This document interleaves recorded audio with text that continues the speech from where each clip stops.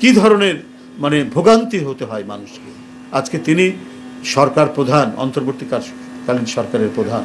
তাই বন্ধুরা, ন্যায় বিচার নিশ্চয়তার যখন ন্যূনতম সুযোগ পাওয়া গেছে, সেই ন্যায় বিচার মাধ্যমেই আমাদের প্রকৌশলী ইসরাক মেয়রের জন্য তিনি স্বীকৃতি পেয়েছেন আদালত থেকে।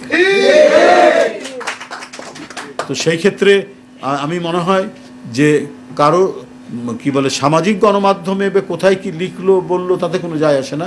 প্রকাশ্য দিবালোকে আদালতের কাছে সে জোর জবরদস্তি করতে পারত। সে অত্যন্ত জনপ্রিয় 10,000 20,000 লোক নিয়ে নির্বাচন কমিশন ঘেরাও করতে পারত, করে বলতো 5ই আগস্টের পরে যে আমাকে ঘোষণা করা হোক, মানে যে কোনো একটা জবরদস্তিমূলক পন্থা অবলম্বন করতে পারত ইঞ্জিনিয়ার ইসরাক।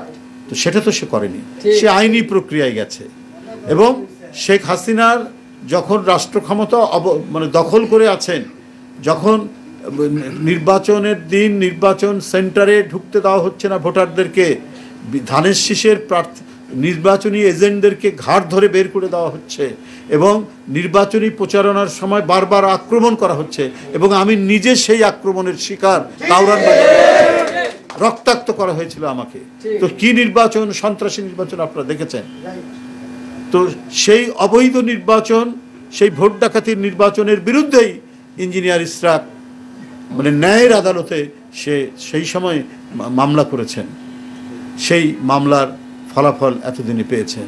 এটা অত্যন্ত ন্যায়সঙ্গত, এটা সুবিচার পেয়েছেন, এবং ইনশাল্লাহ সেই সুবিচারের মধ্যে দিয়েই জনগণের মেয়র জনগণের কাতারে